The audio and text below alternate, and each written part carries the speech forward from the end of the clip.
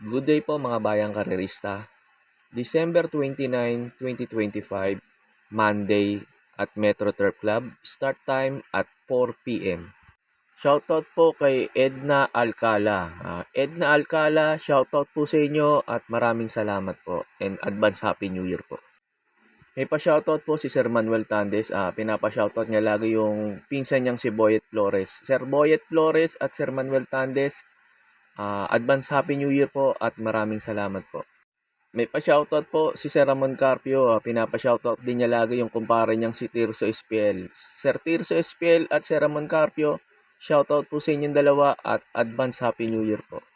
May pa-shoutout po si Sir Rizaldi Mendoza. Pinapa-shoutout niya si Chairman Dags Mendoza, si Chairman Ray Bandilla, si Chairman Willie Lim. Shoutout po sa inyo dyan mga chairman.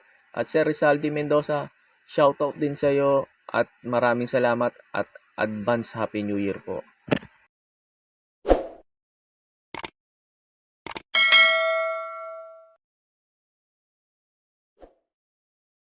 Start na po tayo, race number 1. Race number 1, pang-primera ko dito yung numero 8, Greylark. Kung matatandaan nyo si Greylark, dapat nanalo na to nung maiden run niya. Nag-overconfidence lang si JD Flores. Dito na suspendido si JD Flores kay Greylark. Kaya tingin ko, malaki na chance na ito manalo dito. Yung numero 8, yung Greylark. Pang-protection ko po yung numero 7, Unchained Melody. At ito naman si Unchained Melody, malakas lang nakalaban nito last run. Sila Dinky Doodle, Iron Age. Tingin ko, ito pwedeng umupset kay Greylark si Unchained Melody. Lalo na't buenas pa yung hinete. Angie Esteban, nagpapanalo ngayon to. Pagkatapos nga pala ng info ko rito, in-upload ko po yung last run ni Greylark sa kani Unchained Melody para magkaroon po kayo ng idea kung paano nyo po sila tatayan. Kaya po sa race number 1, pang-primera ko po, numero 8, Greylark. Second choice ko po, numero 7, Unchained Melody. They're off and racing. Jack 14 to the inside post. Race for the and so was Pontrick. Pontrick, Jack 14 in a very tight competition, the early start of the race, and down the backstretch run, it's Jack 14, a pace setter by Apaleng, then moving up and joining them now is Dinky Doodle to grab the lead, running down on the inside, sealed with the keys, moving up on Jane Melody, then followed over by Pontrick, then second last is Iron Edge, and a long way back to number 5 horse, and that is Pasayenyo, and as they race at the fourth turn, it's Dinky Doodle, the leader. It's Dinky Doodle. Then moving up now is the favorite Iron Edge. Now quickly on the outside in second position. In the middle portion is entry number 7 Unchained Melody. Jack 14 is stepping back in fourth as they race the final home turn. Dinky Doodle. Dinky Doodle by some 2 lengths now. Iron Edge is racing on the outside trying to come back is Jack 14 but Dinky Doodle by 3 lengths over. Iron Edge on the outside and nearing the finish that is all Dinky Doodle. Upset winner against Iron Edge. Then followed by Pasayenyo, Jack 14 and Jane Melody. Zubri sealed with a kiss. Pontrick last to finish. And there you have it, Bayang Karerista. There's an upset here in race number 2. I believe only selling as the third favorite. Entry number 4, Dinky Doodle, crossing the wire first with Jackie A.R. Ramos. And if I get it right, it's 465278, our unofficial order of arrival according to our racetrack announcer. So let's watch. They're underway now, while in front is second by Kinais, for the outside of the precise move. Around the outside now, Jude, Daniel and moving forward now the top favorite. That's Greylark, and so going along is still Kinais, coming up now Greylark for the outside, and moving up in the middle is Jude. Then running in fourth is Precise Move, moving up now Uno Magnifico. Halfway they travel now, it's Greylark, leads by some 2 lengths now, followed now by Uno Magnifico. Jude running in third, moving up now in fourth, Super Pinoy. And dropping in fifth is Precise Move.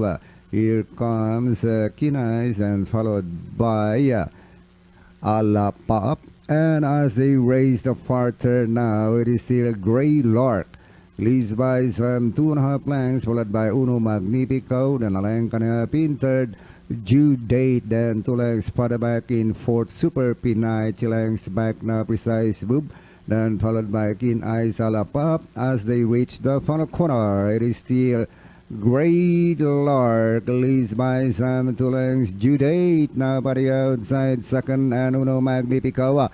But it's still Great Lark, and rushing up now is Due Date, and final close finish. Due Date, Great Lark, and Uno Magnifico, Super Pinay, Precise Move. And it was indeed a thrilling conclusion by Carrerista in our opening race. Close finish between 2A Due Date and the favorite number 6 Grey Lark. Let's go ahead and watch the Sa race number 2 na po tayo. Pampremera ko dito yung numero 5, River Rose. Si River Rose, yung last run nito, medyo malakas lang yung nakalaban. Sila Madam Mayhem, saka sila Del Campo. Ngayon baka mauna. Pag ito nauna at hindi hinabol nila Lucky James, Sonic Clay sa unahan, tingin ko malaki chance na nito makatapos ng karera to numero 5. River Rose. Second choice ko po yung numero 8, Storm Landing. Ito naman si Storm Landing, mapamangatlo to kala Calculus. Kasi kay Johnny Danny, malakas na remate niya. Tingin ko pa ito pwede makinabang to numero 8, Storm Landing. Pag naghabulan ng sa unahan sila Sonic Clay, Lucky Gem, saka River Rose. Ito pwede rumimate numero 8, Storm Landing. Pagkatapos na pala ng info ko rito sa race number 2, in-upload ko rin yung last run ni River Rose saka ni Storm Landing para magkaroon po kayo ng idea kung paano nyo po sila tatayan. Kaya po sa race number 2, pang-primero ko po numero 5, River Rose.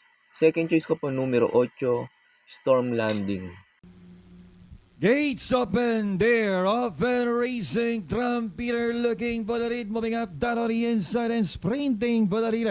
And that is Part-Time Lover. Part-Time Lover, the leader over Trumpeter, moving up in the middle. Now is River Rose joining them on the outside and showing speed is extraordinary. Then racing in fifth is Madam Mayhem, while Del Campo is last of all. So down the backstretch run, a pace setter, Part-Time Lover leads by a length and a half. It's Part-Time Lover by a length and a half over River Rose right behind in second. Another a length and a half back in third now is Madam Mayhem.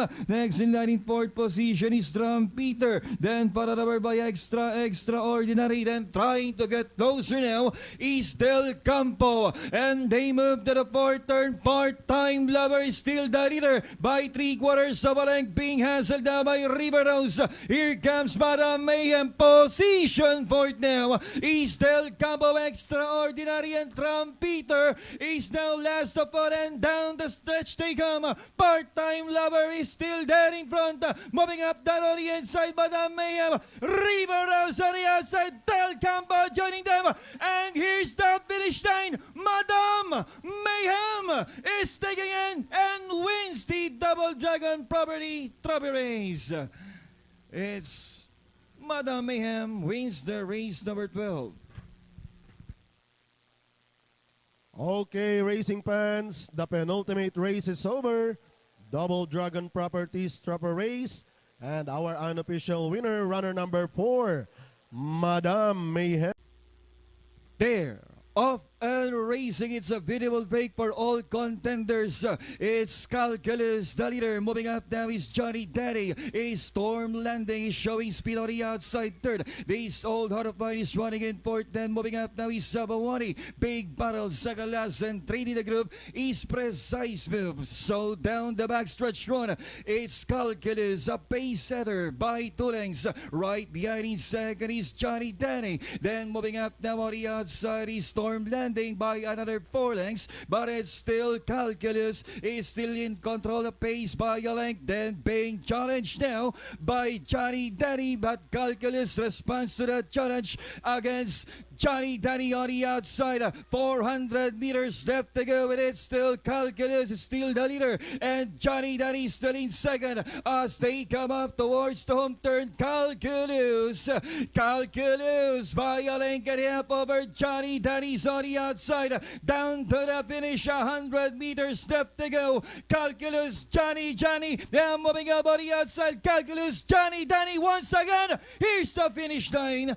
Calculus wins the sixth race against Johnny, Danny. Storm Landing was third. This old heart of mine, big battle. Sabawani, precise move, last to finish through all the way.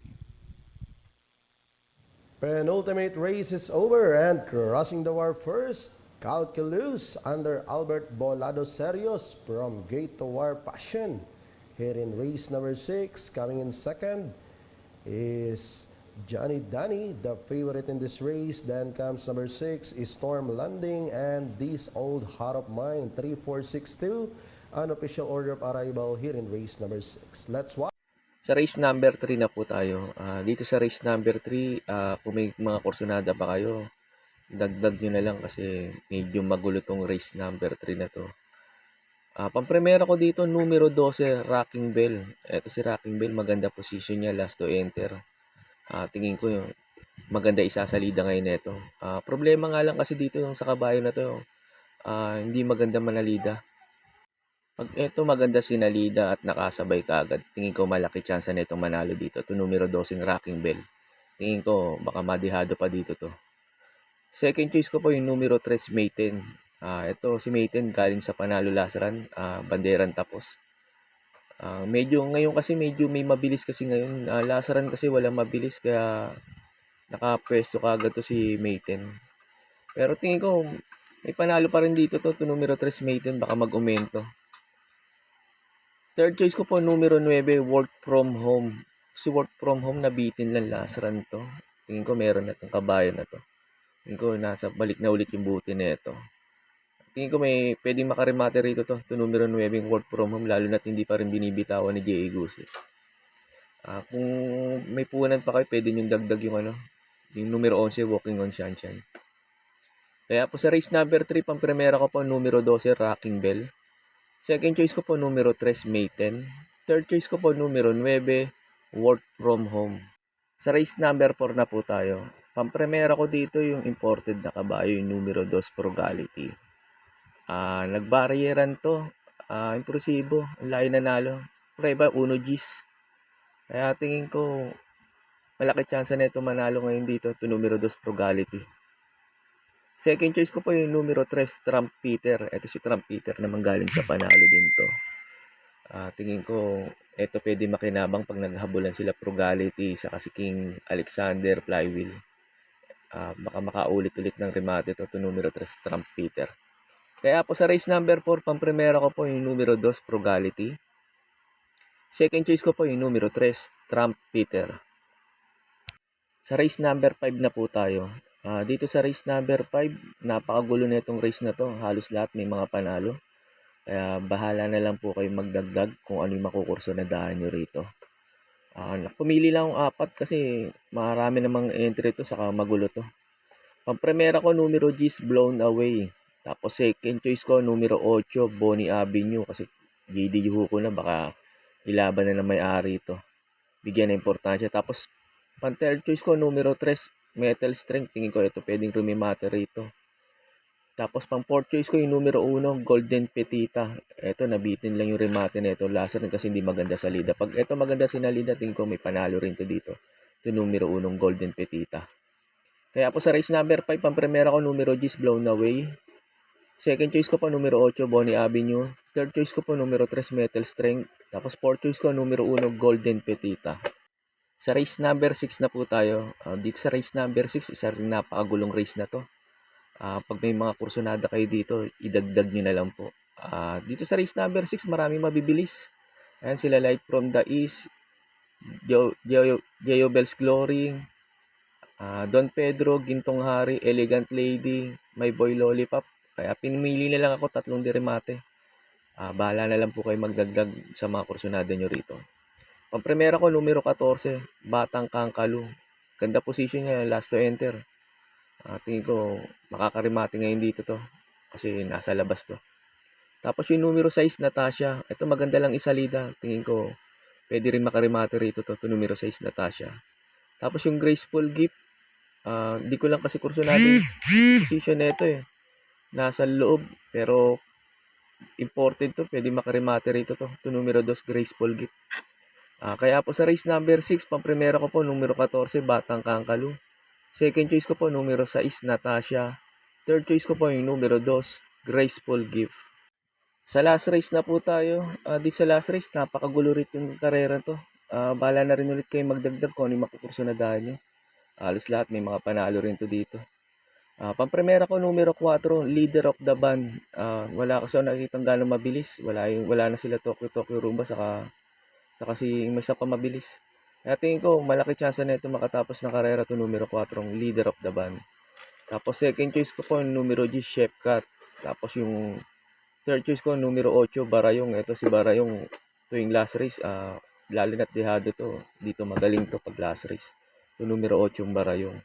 Tapos pang fourth choice ko numero 5, Potential. Baka kay AP Asuncion lang hinihintay nito. At bigyan na sana ng importansya na may-ari. May panalo rin to dito, to numero 5, Potential. Kaya po sa last race, pang-primera ko po numero 4, Leader of the Band. Second choice ko po numero G, Chefcat. Third choice ko po numero 8, Barayong. Tapos fourth choice ko, pandiado, numero 5, Potential. Yun lang po, and good luck and happy racing po mga bayang karerista.